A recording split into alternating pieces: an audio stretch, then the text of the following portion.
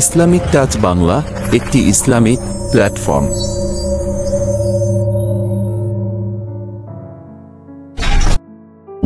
সুপ্রিয় দর্শক, মানব জাতির আদিপিতা হযরত আদম ও মা হাওয়া আলাইহিমা সলাতু ওয়াসসালাম জান্নাতে শয়তানের ধোঁকায় পড়ে নিষিদ্ধ ফল ভক্ষণ করায় আল্লাহ তাআলা তাদের উভয়কে জান্নাত থেকে দুনিয়ায় নামিয়ে দেন। অতঃপর আল্লাহ তাআলার আদেশেই বাবা আদম ও মা হাওয়া মানব জাতির বংশ বিস্তারের সন্তান জন্ম দিতে থাকেন। হযরত মা হাওয়া আলাইহিস সালাতু ওয়াসসালাম একসঙ্গে জোড়ায় জোড়ায় একটি পুত্র ও একটি কন্যা সন্তান যমজভাবে জন্ম দিতেন। এভাবে তিনি 40 জোড়া সন্তান জন্ম দিয়েছেন। তৎকালে আল্লাহর বিধান অনুযায়ী প্রথমবারের পুত্রের সাথে দ্বিতীয়বারের কন্যা ও দ্বিতীয়বারের পুত্রের সাথে প্রথমবারের কন্যার বিবাহ হতো। তখনকার শরীয়ত অনুযায়ী এইরূপ বিবাহ প্রয়োজন ছিল, কারণ তখন হযরত আদম ও মা হাওয়া ছাড়া পৃথিবীতে আর কোনো মানব ছিল না। তাদের পুত্র কন্যা সকলেই ভাই বোন, কাজেই ভাই বোনদের মধ্যে বিবাহ না হলে তারা সকলেই অবিবাহিত থেকে যেত, ফলে পৃথিবীতে আর বংশ বৃদ্ধি হতো না। বাবা আদম ও মা হাওয়া আলাইহিমাস সালাতু ওয়াসসালামের 2 জোড়া সন্তান যথা হাবিল ও লিউজা এবং কাবিল ও আকলিমা ভূমিষ্ঠ হলো। শরীয়ত অনুযায়ী প্রথম তরফার ছেলে হাবিলের সাথে দ্বিতীয় তরফার মেয়ে আকলিমার বিয়ে এবং দ্বিতীয় তরফার ছেলে কাবিলের সাথে প্রথম তরফার মেয়ে লিউজার বিবাহ স্থির হলো। কাবিলের যমজ বোন আকলিমা ছিল হাবিলের যমজ বোন লিউজা অপেক্ষা অনেক সুন্দরী, কিন্তু যদি কাবিল তার যমজ বোন আকলিমাকেই বিবাহ করবে, কেননা সে অপরূপ সুন্দরী, কিন্তু তৎকালে শরীয়ত মতো তাহা বৈধ ছিল না। হযরত আদম আলাইহিস সালাতু ওয়াসসালাম তার ছেলে কাবিলকে বুঝাতে লাগলেন, কিন্তু কাবিল তার সিদ্ধান্তে অনড়, বাবার নির্দেশনা আমলে নিল না। হযরত আদম আলাইহিস সালাতু ওয়াসসালাম সমস্যায় পড়লেন।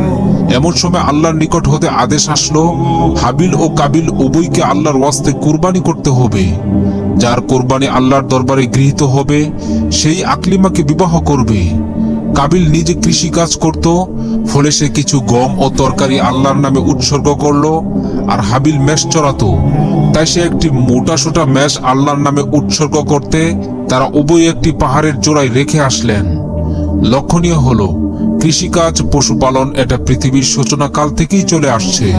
আল্লাহ তাআলা পৃথিবী আবাদ করতে প্রয়োজনীয় জ্ঞান নবীদের মাধ্যমে মানব জাতিকে শিখিয়েছেন, অথচ আমরা মানব জাতির কল্পনাপ্রসূত ভুল ইতিহাস পড়ে থাকি। আদি মানুষরা কি কোনো কৃষিকাজই জানতো না, অথচ বাস্তব সত্য ইতিহাস তার বিপরীত। সুতরাং হাবিল কাবিল উভয়ের কুরবানি পাহাড়ে জমা রাখা হলো। তখনকার নিয়ম অনুযায়ী আকাশ থেকে অগ্নিশিখা এসে যার কুরবানি পুড়িয়ে দিত তার কুরবানি কবুল বলে বিবেচিত হতো, আর যার কুরবানি অলৌকিক অগ্নিশিখা পুড়িয়ে ছাই করে দিত না সেটা কবুল নয় বলে বিবেচিত হতো। নিয়ম অনুযায়ী একটি অগ্নিশিখা এসে হাবিলের মেষটাকে পুড়িয়ে দিয়ে গেল, আর কাবিলের ফসল ও তরকারি যথারীতি পড়ে রইল। কাজেই হাবিলই যে আকলিমাকে বিবাহ করবেন তাহা নির্ধারিত হয়ে গেল। হাবিল ছিল সহজ সরল প্রকৃতির এবং ধর্মপ্রাণ, আর কাবিল ছিল শয়তানের অনুগামী হিংসুক। কাবিলের কুরবানি গৃহীত না হয় তার মনে হিংসা উদ্রেক হলো।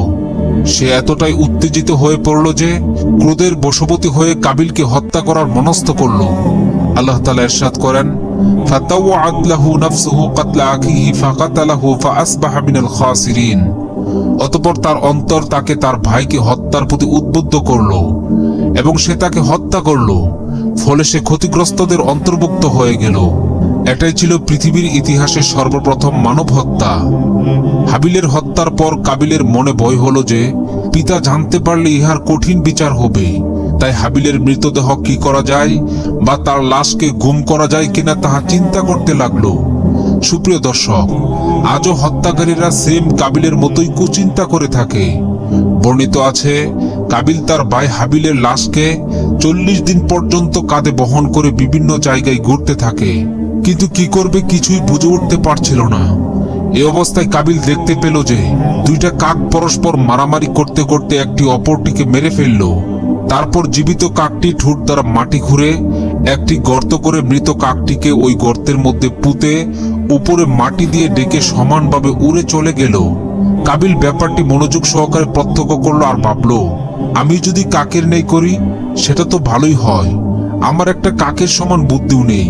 অতঃপর সেও কাকের প্রদর্শিত নিয়মে মাটি খুঁড়ে হাবিলের লাশ মাটির নিচে পুঁতে রেখে চলে গেল। আল্লাহ তাআলা বলেন, ফাবাআসাল্লাহু গুরাবান ইয়াবহাসু ফিল আরদি লিইউরিয়াহু কাইফা ইউয়ারি সাওআতা আখি। অতঃপর আল্লাহ তাআলা এমন একটি কাক প্রেরণ করলেন, সে মাটি খনন করছিল যাতে তাকে শিক্ষা দেয় যে আপন ভ্রাতার মৃতদেহ কিভাবে আবৃত করতে হবে। ক্বালা ইয়া ওয়াইলাতা আ'জাজতু আন আকুনা মিসলা হাযাল গুরাব ফাউয়ারিয়া সাওআতা আখি ফাআসবাহা মিনান নাদিমিন। সে বলল, আফসোস, আমি কি এ কাকের সমতুল্য হতে পারলাম না যে আপন ভ্রাতার মৃতদেহ মাটি দ্বারা ঢেকে দেয়। অতঃপর সে অনুতাপ করতে লাগলো। সুতরাং উক্ত নিয়মে স্বীয় ভ্রাতার লাশ গোপন করে ফেলল, আর সে নিজে খুবই লজ্জিত হয়ে গেল। পাপিষ্ঠ কাবিল বাড়িতে ফিরে তার বোন আকলিমাকে নিয়ে বাড়ি থেকে পালিয়ে গেল। এদিকে বাবা আদম আলাইহিস সালাতু ওয়াস সালাম হাবিলের নিহত হওয়ার সংবাদে ভীষণভাবে দুঃখ পেলেন। তিনি নিখোঁজ হওয়া কাবিল ও আকলিমার সন্ধান করল, অবশেষে তাদেরকে খুঁজে পেল না।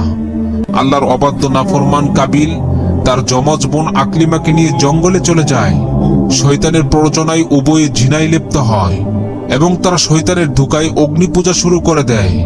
তারিখের বর্ণনা অনুযায়ী কাবিল ও তার যমজ বোন আকলিমাই সর্বপ্রথম পৃথিবীতে জানায় লিপ্ত হয় এবং তারাই সর্বপ্রথম প্রকৃতি পূজা শুরু করে।